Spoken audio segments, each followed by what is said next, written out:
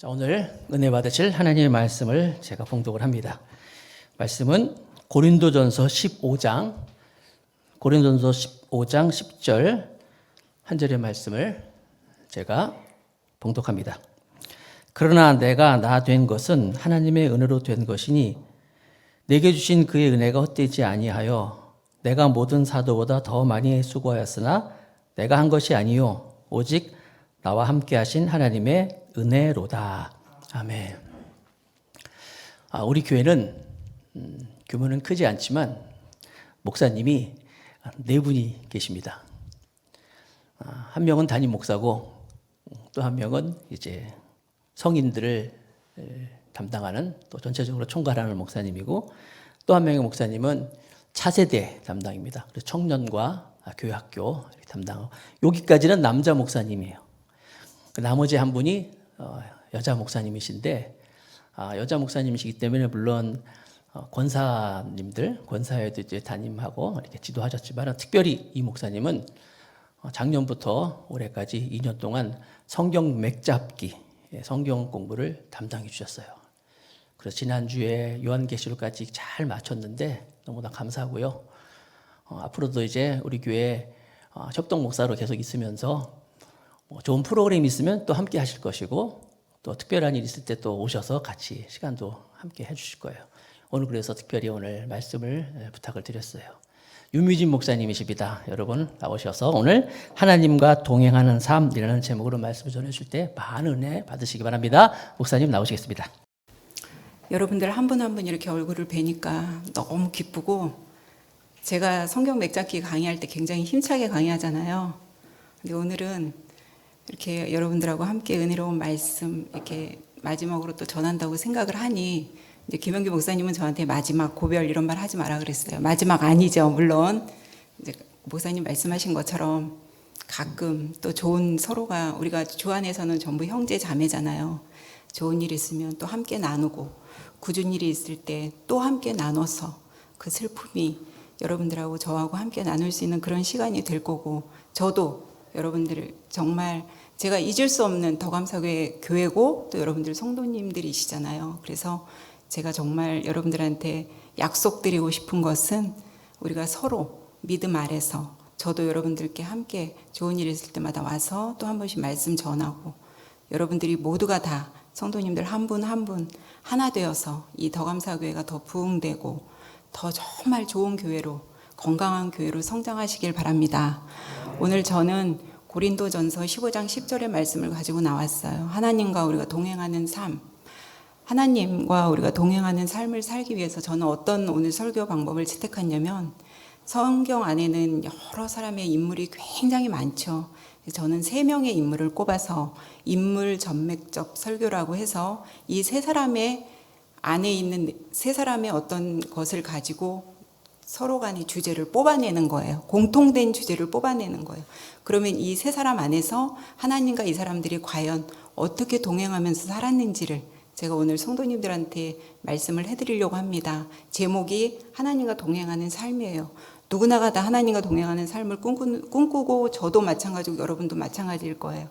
여러분 동행이라는 단어 참 좋죠. 동행이라는 건 누구와 함께 하다, 누구와 함께 같이 걷다 그런 뜻이에요. 우리는 누구와 함께 걷습니까? 목사님과 함께 걷고 배우자와 함께 걷고 자식과 함께 걷고 스승과 함께 걸어요. 그러나 무엇보다 제일 중요한 건 누구와 함께 걷는 게 제일 중요합니까?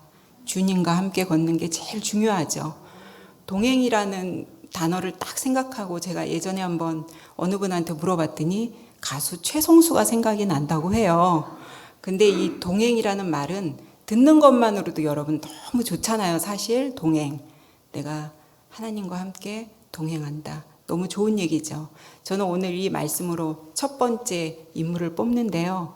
하나님과 여러분 근 300년, 3년도 아니고 3일도 아니고 300년을 동행한 성경의 중요한 인물이 나옵니다. 여러분 잘 아시죠? 에녹이에요. 창세기에 나오는 에녹이라는 사람인데요. 이 사람은 65세에 어떤 하나님에 의해서 어떤 변화가 주어지면서 300년 동안 쭉 하나님과 동행하는 삶을 삽니다. 그러면 이 사람이 65세에 하나님한테 어떤 계시를 받고 300년간 동행을 했다면 이 사람이 총 이 세상에서 산 나이는 계산되시죠, 여러분들? 365. 기억하기 너무 쉽죠? 에녹이 정말 이 세상에서 존재한 시간은 365년이에요. 그런데 65년에 에녹한테 어떤 큰 일이 주어졌어요. 물론 성경에는 죽음을 보지 않고 가지 않은 사람이 에녹만 있는 건 아니죠. 엘리야도 있고, 물론 예수님께서 십자가에 달리셔서 죽으시고 부활하신 다음에 승천하실 때는 그냥 하늘로 올라가셨어요. 그죠? 감난산에서 그냥 하늘로 올라가셨어요. 또한 사도 바울도 셋째 하늘까지 3층천까지 올라갔다 온 사람이죠. 여러 인물이 있어요. 여러분, 구약에서 우리 조상의 우리가 정말 유대인들이 존경하고 우리가 존경하는 믿음의 조상 누구죠? 아브라함이죠. 또 구약에서 모든 많은 왕들이 있었지만 그 왕들 중에 최고 다윗이 있었죠. 이 사람들 죽었어요, 안 죽었어요? 죽었어요. 그런데 유일하게 성경에서 죽음을 보지 않고 간 사람 에녹이 있다고 했습니다. 그러면 오늘 성경 제목이 하나님과 동행하는 삶이에요. 그러면 도대체 에녹이 뭘 어떻게 했길래 죽음도 보지 않고 하나님과 동행할 수 있었는지를 말씀해 드리겠습니다. 에녹에 대해서는 성경에 많은 얘기가 없어요. 창세기 5장에 21절부터 24절까지 간략하게 나와 있고요. 신약에 가서는 히브리서, 여러분 11장 하면 믿음장이에요. 그죠? 11장 5절, 6절. 그 다음에 요한계시록 그 앞에 있는 유다서 한 장에 1장 14절, 15절에 에녹에 대한 얘기 말고는 에녹에 대한 얘기는 없어요. 그러면 이 사람이 뭘 했길래 300년 동안 동행할 수 있었나? 근거를 어디서 찾을 수 있겠어요?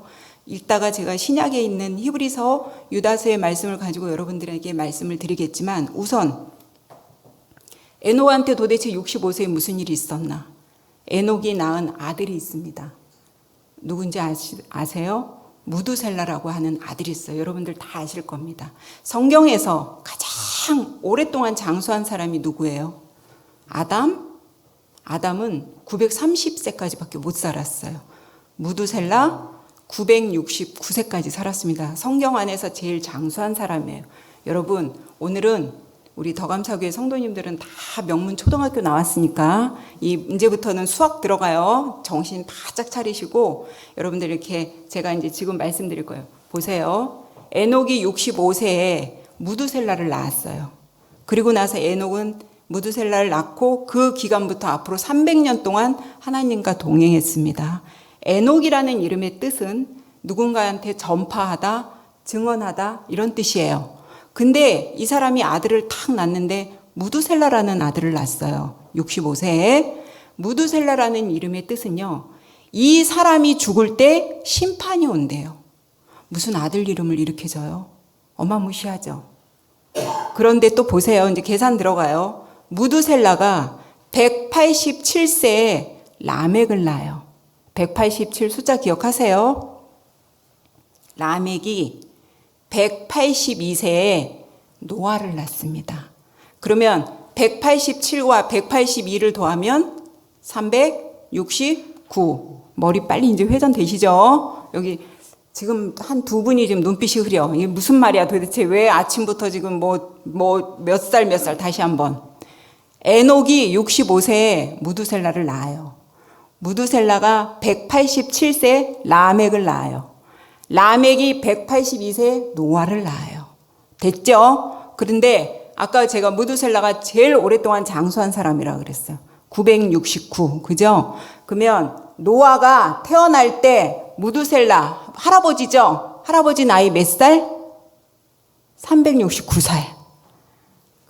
그쵸? 그러면 369에서 969까지 살았다며요. 그럼 빼면 몇 살? 600살. 기억하세요. 600살. 노아가 뭐 만들어요? 방주 만들잖아요. 노아가 언제 방주를 만드냐면 노아 나이 600살에 방주 만드는 게 아니라 600살에 이 세상에 심판이 온단 말이에요. 이 사람의 이름의 뜻대로 됩니까? 안 됩니까? 됐죠. 무두셀라 969세, 노아 나이 600세. 이때 온 세상에 물로 심판이 온단 말이에요.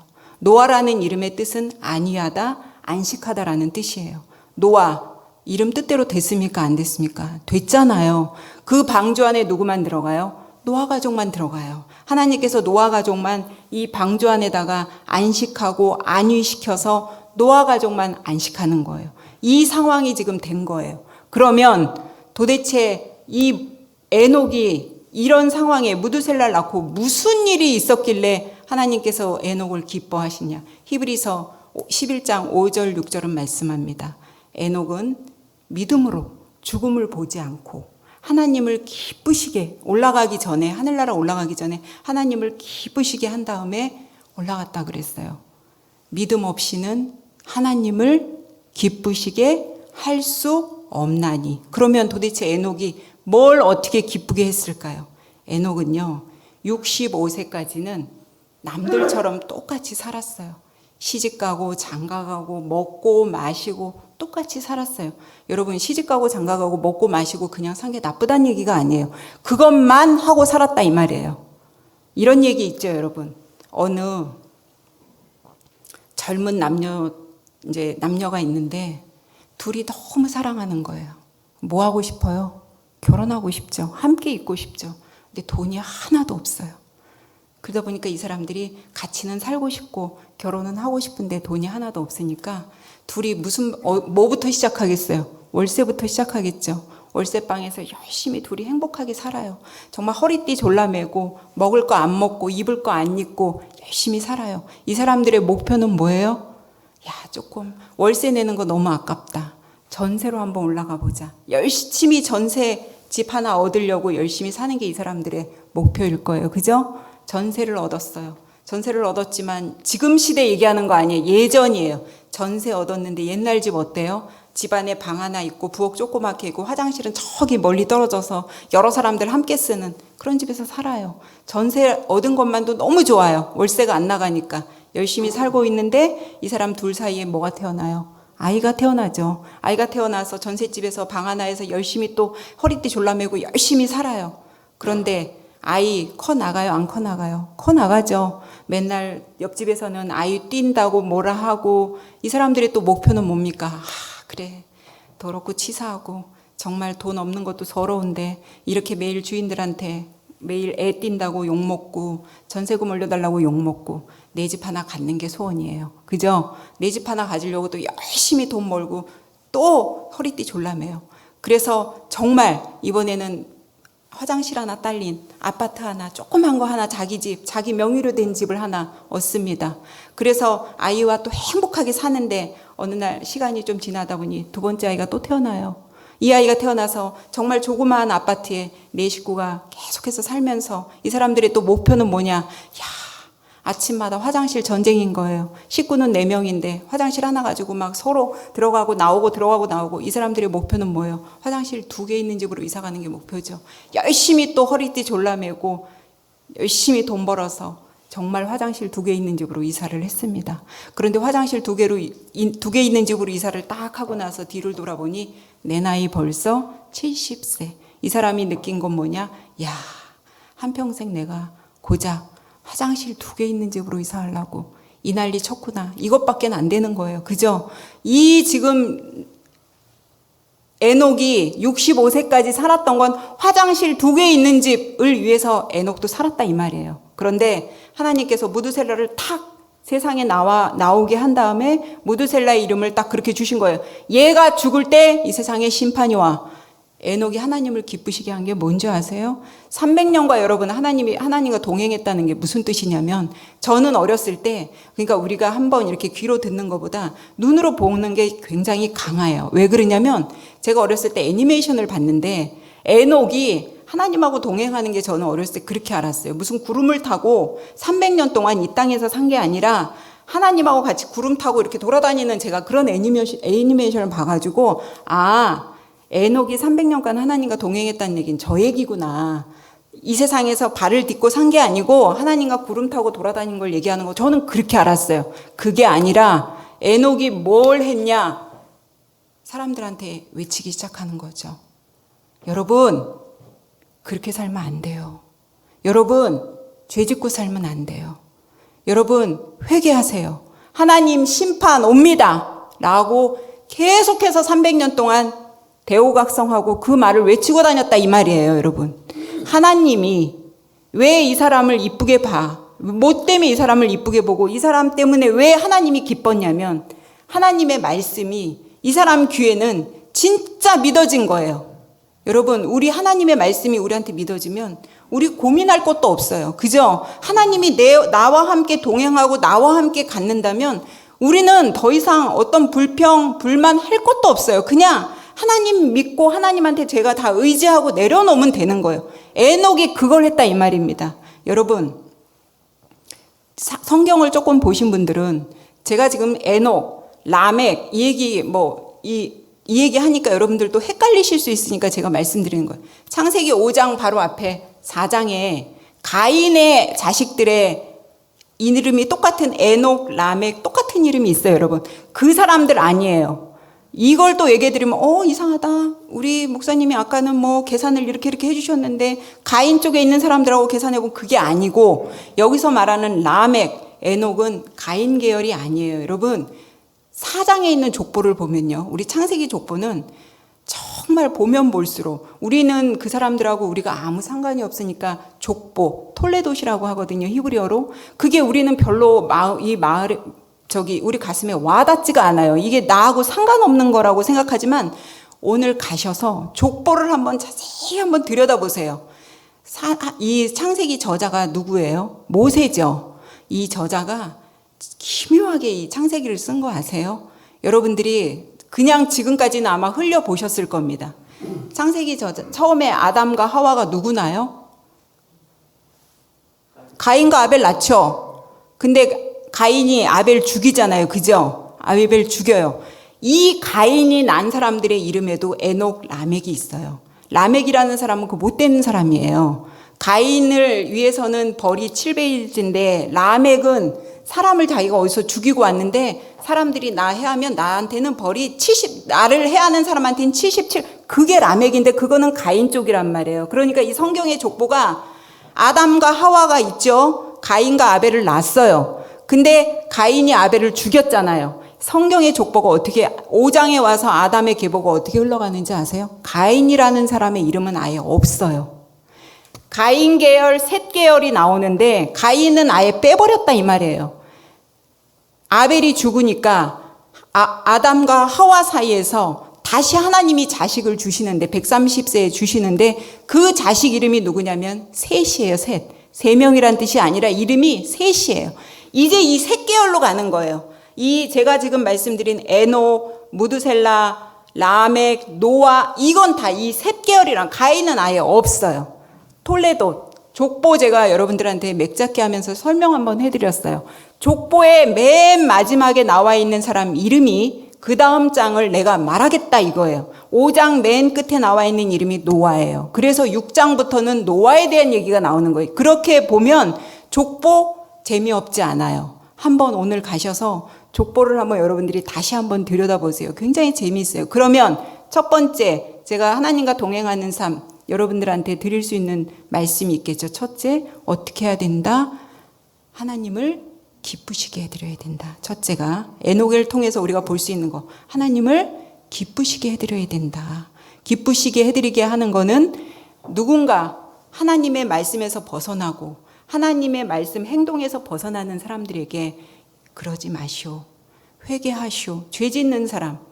내 옆에 지금 정말 우리 기독교, 예수 그리스도를 믿는 이 기독교가 아니라 정말 다른 사람, 이단으로 가는 사람들을 붙잡아 올 수 우리가 있어야 되고요. 하나님 말씀대로 살지 않는 사람한테, 하나님을 모르는 사람한테 가서 여보시오, 심판이 옵니다.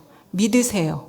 여러분, 이걸 증거하는 게 하나님이 가장 우리를 기뻐하시는 일이라는 걸 여러분 아셨으면 좋겠습니다. 그러면 제가 여기서 저와 여러분에게 질문 하나 드리죠. 우리는 지금까지 살면서 하나님을 과연, 오늘 묵상하시라고 드리는 말씀이에요.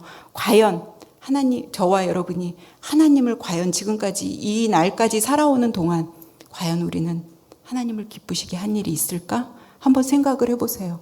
별로 없을 거예요, 아마. 과연 있을까? 없을 겁니다. 여러분들 이걸 한 가지 기억하시고 두 번째, 요셉이라는 인물을 들어볼게요. 여러분들 너무 잘 아시는 요셉. 여기에는 이제 보니까 교회에 얼마 나오지 않으신 분들도 있고 하니 제가 이제 요셉에 대해서 간략하게 설명을 해드리겠습니다. 창세기 39장에 요셉과 보디발의 아내에 대한 얘기가 나와요. 여러분들 요셉 우리 너무너무 잘 알고 있죠. 요셉 보세요. 누구의 아들이에요? 야곱의 아들이죠. 이 요셉의 엄마는 누구예요? 라헬이죠. 라헬이 너무너무 외모도 아름답고 야곱이 라헬을 너무 사랑해서 요셉을 낳았는데 라헬이 일찍 죽죠. 요셉에게는 12명의 아들과 하나의 딸이 있죠. 물포 볼까요? 우리 다 같이?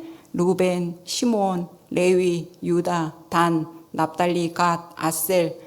안 하세요 왜? 스불론, 이사갈. 그 다음이 디나 딸이 있고 또 요셉, 베냐민. 이렇게 야곱의 자식이 딸 하나 포함해서 13명이에요. 13명. 그 중에 요셉이 딸까지 하면 12번째 아들이 되겠죠. 너무 이쁜 겁니다. 어렸을 때부터 요셉한테 막 채색 옷 입혀주고 아버지가 다른 형제들하고 달리 요셉만 싸고 돌고 너무 편애를 하는 거예요. 여기 지금 우리 시대는 자식이 기껏해야 하나 둘이에요. 그죠? 근데 옛날에 여기 이제 연세 좀 되신 분들은 저희 형제가 5인데 여기 연세 되신 분들 막 6도 있고 7도 있어요. 그러면 한번 솔직히 우리 한번 생각해봐요. 저도 부모고 여러분들도 부모죠. 이쁜 자식 있어요, 없어요? 있어요. 지금 자식이 요즘 세상은 하나 둘이니까 그냥 진짜 둘 다 똑같이 이쁠 수 있는데 옛날에 제가 생각해봐도 우리 부모님들도 자식이 5인데 이 중에 제일 이쁜 자식이 있었을 거라는 생각이 들어요. 야곱도 요셉이 너무 이뻤던 겁니다. 엄마 빼어 닮아서 외모도 출중하고 몸도 막 보디빌더 같이 막 몸도 좋고 말도 그렇게 잘 듣고 그래요. 근데 이 요셉이 아버지가 너무 이렇게 편애를 하다 보니 다른 형제들이 어때요? 미워. 아주 시기 질투가 너무 많은 거예요. 그러니까 이 요셉한테만 채색 옷 입히는 것도 너무 밉고 그러니까 형제들은 눈만 뜨면 저 요셉이 아주 속된 말로 꼴보기 싫어 죽겠는 거예요. 막 아버지가 아버지는 어떻게 할 수 없잖아요. 우리 아버지니까. 근데 얘는 아주 얘만 보면 막 짜증이 나고 화가 나는 겁니다. 그래서 어떻게 하면 저걸 좀 골탕 먹일까? 매일 이 형제들이 이 생각만 하는 거죠. 요셉을 가지고. 그리고 또 한 가지 요셉이 실수한 게 뭐냐면 자기가 꾼 꿈을 형제들한테 얘기하잖아요. 자기네 12당 곡식단이 이렇게 있는데 모든 곡식단이 자기한테 절을 한대요. 가뜩이나 꼴보기 싫어 죽겠는데 거기다 대고 형님들한테 그런 얘기 하니까 형님들이 저거 입을 좀 틀어 막았으면 좋겠다. 얼마나 그렇게 생각하겠어요. 그러던 어느 날 형들이 요셉을 어떻게 합니까? 인신매매로 애굽에다 팔죠. 여러분 인신매매가 지금만 있는 게 아니에요. 이 벌써 창세기 앞에 39장이면 몇천 년 전이잖아요. 그죠? 예나 지금이나 죄 짓고 뭐 하는 건 똑같은 거예요. 사람 사는 건 똑같은 거예요. 이 진짜 창세기 처음부터나 지금이나 그때부터 이미 인신매매는 있었던 거예요. 인신매매로 요셉을 팔아버리잖아요. 팔아서 어디로 갑니까? 누구 집으로 가요? 보디발 집으로 가죠. 근데 여러분 한번 생각해봐요. 억울하죠. 내가 특별히 잘못한 것도 없는데 나를 팔아 넘기고 내가 지금 이 집에 노예로 와서 그래도 요셉은 잘 풀렸어요. 하나님과 함께 하니까 요셉의 인생이 보디발 집에 가서 뭐 하냐면 막노동 물론 노예 생활을 했을 수도 있는데 그런 것 같아요. 우리 교회로 말하면 사찰 집사님 같은 거 모든 거 다 이렇게 통과하고 봐주는 총무 같은 역할을 한 거예요.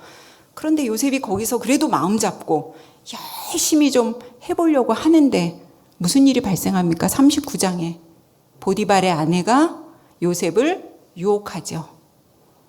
여러분 어떤 이런 유혹을 받는 상황이거나 뭔가 이렇게 좋지 않은 상황에서 그 상황을 모면할 수 있는 가장 좋은 방법은 그 자리를 빨리 떠나는 겁니다. 여러분 돼요 안 돼요 하다가 일 나는 거고요. 정말 이 자리가 내가 있을 곳이 아니라고 생각하면 그 자리를 빨리 떠나는 게 최선의 방법이에요. 어느 날 집에 아무도 없을 때 이 보디발의 부인이 요셉을 유혹하죠. 그러나 성경에는 그날만 유혹한 게 아니라 날마다 유혹했다 그랬어요. 나와 동침하자. 여러분 지금으로 한번 해볼까요? 요셉의 신분이 지금 뭡니까? 노예죠. 얼마든지요. 내 신분 세탁할 수 있는 절호의 찬스가 왔어요, 지금. 누가? 주인마님 눈에 내가 지금 들었는데 얼마나 좋아요. 이 기회가 둘도 없는 기회 아니겠어요? 지금 세상으로 말하면 내가 눈 한번 질끔 감고 마님 그래요. 저 좀 구원해 주세요. 얼마나 좋아. 그렇지 않아요? 우리 전 텔레비를 잘 안 봐서 모르지만 드라마 다 그런 얘기 아니에요? 어떻게 막 조금 너무 힘든 사람이 돈 있는 어떤 사람 하나 해가지고 그런 얘기 너무 많잖아요. 요셉도 그럴 수 있었어요. 주인마님 잘 됐습니다. 저 좀 한번 구제해 주세요. 진짜 요셉도 그냥 눈 한번 감고 주인마님하고 그냥 즐거운 일 벌어지면 돼요. 요셉 그렇게 해요? 안 돼요? 안 하죠.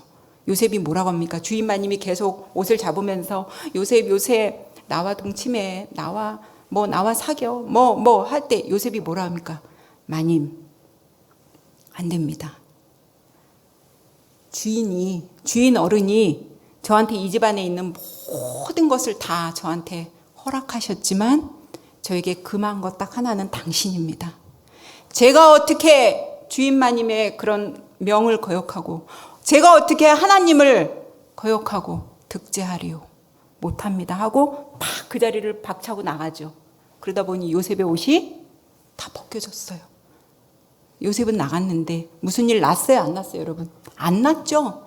그런데 이 여자가 어떡합니까? 주인마님이 너무 화가 나니까 이 모든 죄를 얘가 나를 성추행한 걸로 바꿔버리죠.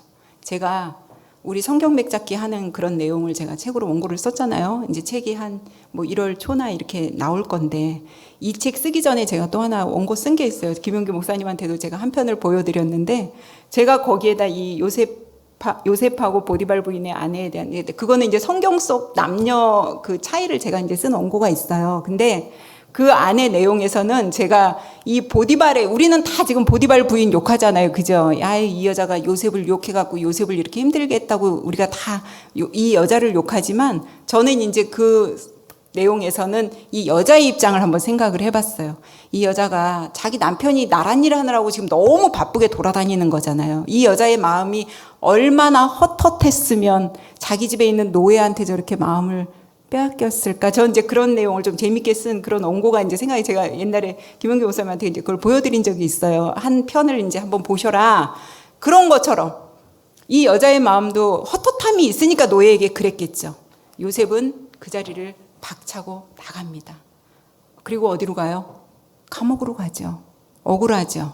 여러분 세상에서 가장 억울한 게 내가 하지도 않은 일로 인하여 우리 드라마 뉴스에 가끔 나오죠. 내가 살인범으로 진범 따로 있는데 내가 살인범으로 감옥에 들어가서 무기징역을 살고 어떻게 어찌하여 중간에 정말 운이 좋아서 이 수사가 재수사가 되어서 내가 무죄로 판정받고 나오지만 그때는 이미 내 나이 70, 80 내 몸 다 완전히 상해서 더 이상의 소망도 없는 누가 이걸 보상해 줄 겁니까 여러분? 누가 이거 보상해 줄 거예요? 내 이 억울함을 누가 보상해 줄 거예요? 요셉. 이 여인 앞에서 요셉은 죄 짓지 않았어요. 왜요? 여기서 두 번째 하나님과 동행하는 삶이 나오는 거예요. 코람데오. 하나님 앞에서. 여러분 우리가 누구와 있든 내가 무엇을 하든 코람데오의 삶. 내가 하나님이 지금 여기 계신다 생각하면 우리 죄 질 수 있을까요? 여러분 오늘 제가 이제 아마 다른 날 우리 김은규 목사님 설교 하는 날보다 제가 조금 길어질 것 같은데 여러분들 이해하시고 바쁘시면 가셔도 되고 오늘 그렇잖아요. 제가 그죠? 여러분 이렇게 이런 날이 자주 있는 것도 아니니까 말씀을 이제 하다 보니까 지금 시간이 벌써 57분인데 화장실이 급하시면 또 다녀오시고 저는 그냥 오늘 어차피 일찍 끝내드릴 건데 제가 하다 보니까 지금 시간이 벌써 이렇게 됐어요. 그래도 말씀 끝까지 전하는 게 낫죠? 끝낼까요? 그래서 우리가 두 번째 코람데오의 삶입니다. 하나님과 우리가 동행하려면 누가 보든 안 보든 내가 하나님이 항상 나와 함께 있다 라는 생각을 가지고 여러분들이 사신다면 우리 절대 죄 짓는 일 없고요. 하나님 앞에서 부끄러운 일 없습니다. 누차 말씀드리죠. 하느님은 우리 하늘나라는 예수 그리스도를 내 구주로 우리가 다 받아들이고 고백하면 우리 하늘나라 가요. 그런데 하늘나라를 가더라도 가서 좀 떳떳해야 되지 않겠어요? 가서 너무 가긴 갔는데 너무 부끄러우면 내가 뭐 하늘나라 문턱까지 갈 때까지도 막 죄를 그냥 짓고 뭐 회개하고 짓고 회개하고 갔는데 너무 부끄러우면 안 되잖아요. 거기 가서도. 그렇기 때문에 우리가 하나님과 동행할 수 있는 삶을 살려면 두 번째 코람데오의 삶을 살아야 된다라는 걸 얘기해드리고 세 번째 인물은 바울입니다. 여러분 잘 아시죠? 제가 어떤 인물을 꼽을까라고 생각해 저는 개인적으로 바울을 되게 좋아하고 여러분들한테 이 말씀을 전하기 위해서 저는 이번 주 한 주간 거의 한 800페이지 되는 바울의 생애에 대해서 제가 또 공부를 더 했어요. 공부라는 건 여러분 아세요? 하면 할수록 내가 모르는 게 너무 많다라는 걸 자꾸 우리를 자꾸 깨닫게 해요. 이 공부해서 이만큼을 알고 좋은 게 아니라 공부라는 건 하면 할수록 야, 내가 모르는 게 너무 많구나. 내가 바울에 대해서 많이 안다고 생각했는데 그 책을 읽어보니까 모르는 게 너무 많아요. 그래요. 바울은 AD 대략 성경에는 바울이 뭐 주민등록 번호도 없고 뭐도 없어요. 가족사도 없고 바울에 대한 얘기는 아무것도 없어요. 성경은 한 개인에 대한 얘기를 하자고 하는 책이 아니기 때문에 그래요. 바울이 예수 그리스도를 위해서 한 일만을 쓴 거기 때문에 성경은 역사책으로 보는 게 아니에요, 여러분. 예수 그리스도가 하신 일이 어떤 일인가를 보는 게 성경이기 때문에 바울에 대해서 주민등록 번호도 없고 결혼을 했는지 자식은 몇 명인지 이혼했는지 내용은 아무것도 없습니다. 그런데 대략 학자들이 바울의 나이를 AD 1년으로 추측을 해요. 거의 뭐 예수님이 BC 4년이라는 사람도 있고 AD 1년이라는 사람도 있어서 거의 같은 그런 시기에 바울도 태어났어요. 바울의 고향은 길리기아. 이제 이게 설교가 막 시간이 지나니까 제 말이 빨라지려고 해요. 바울의 고향은 길리기아 다소예요. 그죠? 여러분 잘 아시는 다소. 다소라는 곳은요. BC 47년에 율리우스 시저가 이 동네를 방문하고 났는데 너무 도시가 아름답고 이쁜 겁니다. 그래서 이 도시에 막 로마에서 많은 투자를 하는 거예요. 이 도시를 더 개발하고 싶으니까 막 돈으로 물질로 막 투자를 해서 이 도시를 키우면서 이 도시의 이름을 율리우스 도시라고 별칭까지 만들어 놓을 정도로. 그리고 이 다소라는 길리기아 다소라는 곳은 학문적으로 굉장히 뛰어난 도시예요. 수사학, 철학. 바울이 여러분 서신서 신약성경 27권 중에 서신서 몇 권 썼죠? 13권 썼어요. 반 이상. 뭐 히브리서까지 썼다 그러면 14권인데 그 서신서 안에 사람들은요. 이 바울의 서신서를 보고 헬라어 문체가 굉장히 뛰어나다 그래요. 왜 그래요? 바울의 고향이 길리기아 다소. 학문적으로 뛰어난 동네에서 태어났기 때문에 그럽니다. 바울은 유대인으로서 베냐민 지파로서 바리새인 중에 바리새인으로서 왜 바울이 바리새인밖에 될 수 없었냐면 유대인들이 성직자, 제사장이 될 수 있는 지파는 무슨 지파? 레위 지파. 바울은 베냐민 지파잖아요. 그리고 귀족 집안이 아니니까 사두개파도 할 수 없는 거예요. 그러니까 바울은 바리새파. 랍비밖에는 될 수 없는 거죠. 길리기아 다소에서 태어나서 바울이 또 갖고 있었던 거 있어요. 로마 시민권.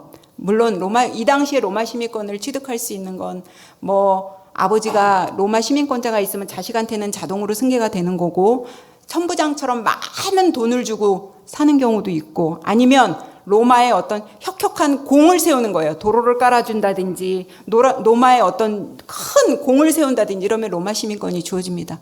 그러니까 바울은 유대인이면서 이방인, 이중 국적을 갖고 있는 사람이었단 말이에요. 그렇게 바울은 유대인으로서 유대인들은 5살 때 모세오경을 다 공부하고요. 10살이 되면 유대문헌, 미시나, 탈무드 이런 것들을 다 암송하고 그 다음에 회당과 가정을 오가면서 계속 종교 생활을 합니다. 바울은 정말 유대인이면서도 바리새인, 베냐민, 종교적으로, 율법적으로 흠이 없는 사람이니까 태어난 지 8일 만에 할례도 받은 사람이에요. 이랬던 바울이요. 유대교에 심취해서 예수님도 배척하고 했던 바울이 예수님을 만나고 나서 한 고백이 있죠. 빌립보서 3장 8절은 말합니다. 내가 받은 이 모든 스펙들을 다 해로 여김은 예수 그리스도를 아는 지식이 너무 고상하기 때문에 나 이런 스펙 다 필요 없어. 나 다 배설물로 버릴 거야. 그래요. 여러분, 바울이 얼마나 위대해요. 우리가 신약성경 사도행전 공부했어요. 3차 여행 에베소에서 사역을 할 때 바울이 어떻게 했어요? 바울이 입고 있는 앞치마 손수건에만 사람들이 손을 대도 병이 나아요, 안 나아요? 낫죠. 어떤 사건과 오버랩되지 않아요? 예수님이 12해 동안 혈루증을 앓은 여인이 예수님 뒤에 와서 예수님 옷자락을 그냥 붙잡았는데 이 여인 병 나았어요, 안 나았어요? 나았죠. 오버랩 되잖아요. 이렇게 능력이 많은 사람입니다.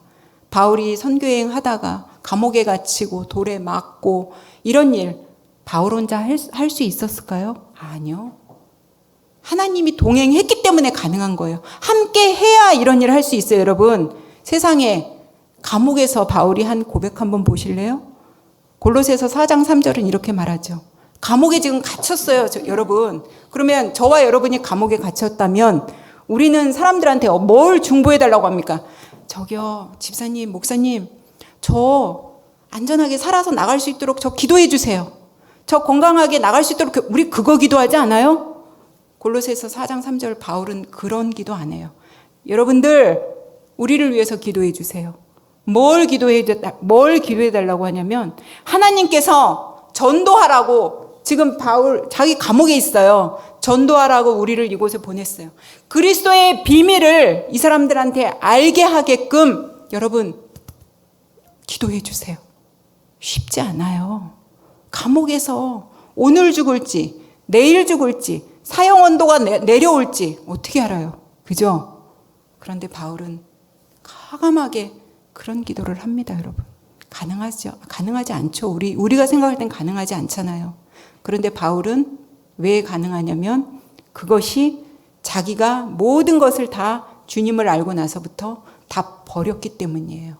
오늘 본문 말씀처럼 고린도전서 15장 10절 말씀처럼 내가 나된 것은 하나님의 은혜라. 내가 모든 것을 받았는데 이 받은 은혜를 헛되게 하지 않기 위해서 나는 다른 사도보다 더 많은 수고를 했다. 근데 이게 내가 한 건 줄 알았는데 알고 보니 하나님과 함께 했기 때문에 내가 할 수 있었다는 이 고백을 하는 거예요.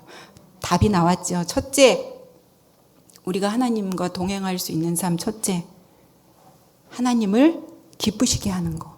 둘째, 코람데오. 하나님 앞에서 사는 것. 셋째, 내가 나된 것은 내가 잘나서가 아니에요. 하나님의 은혜예요. 여러분과 제가 우리가 뭐가 잘났겠어요? 하나님 앞에서. 우리는 자꾸 우리의 의를 드러내려고 그래요. 그죠? 뭐 좀 남한테 좋은 일 했거나 좀 뭐 좋은 거 있으면 우리는 우리의 의를 자꾸 드러내려고 그래요. 그러나 하나님의 의가 드러나야 돼요. 우리가 지금 갖고 있는 모든 거 배설물로 그냥 버려야 돼요, 여러분. 그래서 이 세 가지의 말씀을 여러분들이 꼭 기억하시기 바랍니다. 제가 이제 시간이 거의 다 됐으니까 짧은 저의 마지막 간증을 하나 하고 여러분들에게 말씀을 맺으려고 합니다. 사실은 오늘 이제 여러분들하고 뭐 많은 시간 함께 공부했지만 저에 대해서도 여러분들이 뭐 잘 모르시는 분들도 많고 그래서 오늘 그냥 처음부터 끝까지 제 간증을 할까 그런 생각도 했어요. 그러나 또 하나님께서는 이런 말씀을 여러분과 함께 나누라고 해서 제가 이제 이런 말씀을 준비하고 이제 끝에 제가 살짝 여러분들한테 제 간증을 하고 이제 마치려고 하는데 오래된 친구로부터 어느 날 이제 문자가 하나 왔어요. 근데 무슨 문자였냐면 부고장이었어요. 이제 제 친구가 죽었다는 이제 부고 문자가 온 거예요. 근데 몇 년 몇 월 며칠 뭐 누구 이렇게 그 처음에는 제가 너무 놀랬죠. 너무 친한 친구였고 이거 웬 부고장이 왔는데 너무 놀라서 이제 처음에는 이제 그런 거 받으면 그렇잖아요, 여러분. 뭐 지금 우리가 젊은 진짜 아직은 젊은 나이인데 아니 뭐 때문에 죽었지? 너무 막막한 거예요. 그런데 부고장의 내용을 쭉 읽어다 보니까 그 친구가 이제 거기다 고백을 쓴 거예요. 자기의 이제 부고를 알리고 나는 죽었습니다라고 쓰고 밑에다가 뭘 썼냐면 이 친구는 참고로 모태신앙이에요.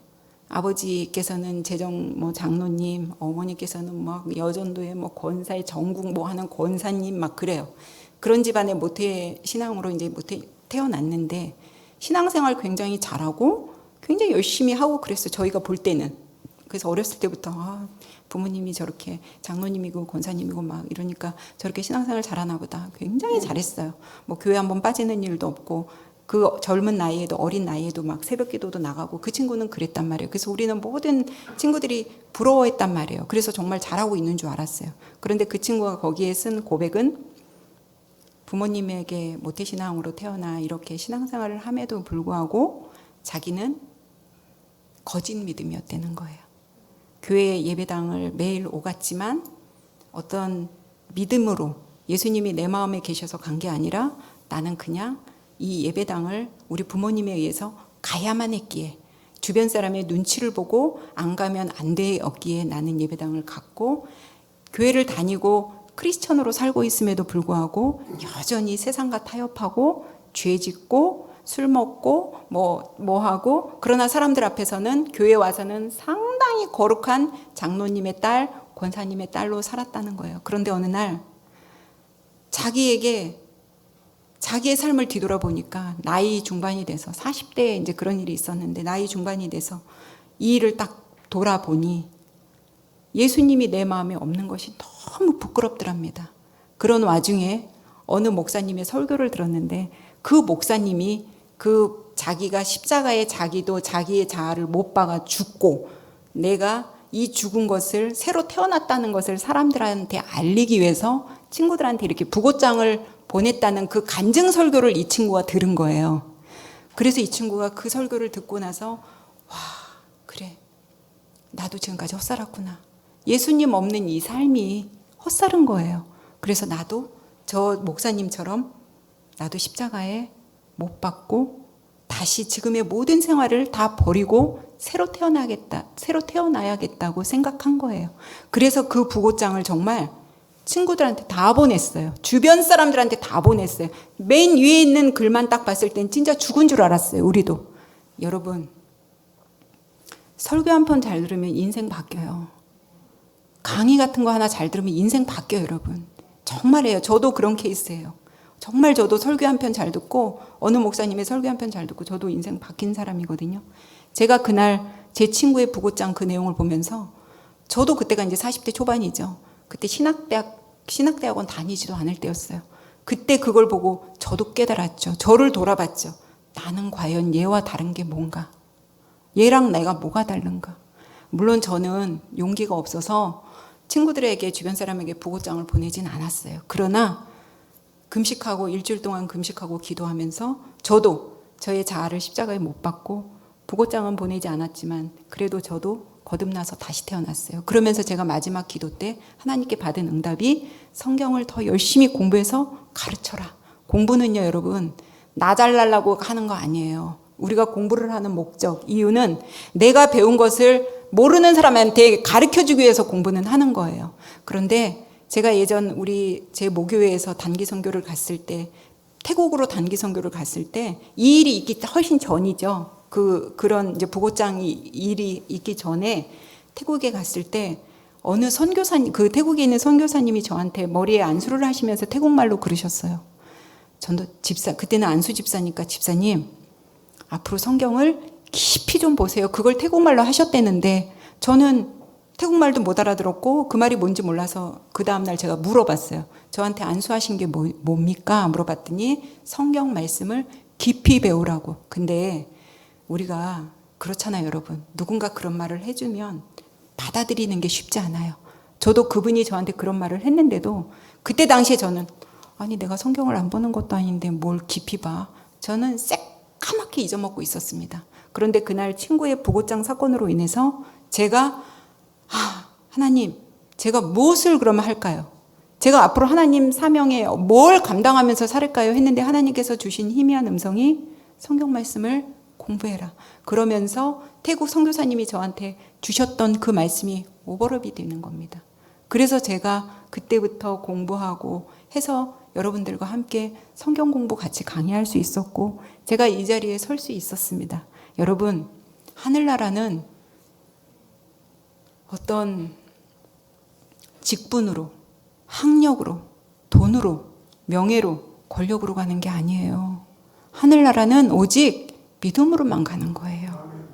우리 이 더감사교회 오늘도 이렇게 많은 성도님들 오셨지만 우리 성도님들 마음속에 한 편의 설교가 내 인생을 바꾼다면 여러분들의 오늘 돌아가셔서 여러분들의 삶을 한번 뒤돌아보세요. 과연 내가 하나님을 기쁘시게 한 건 있나? 내가 하나님 코람데오라고 하면서 살았나? 내가 정말 나 된 것은 내가 내 잘남으로 된 게 아니라 이게 하나님의 은혜로 받아들여졌나? 이걸 여러분들 한번 생각해 보세요. 중국 속담에요. 기적은 하늘을 날거나 무리를 걷는 게 아니래요. 기적은 뭔지 아세요? 두 발로 내가 땅에 걸을 수 있는 게 기적인 거예요.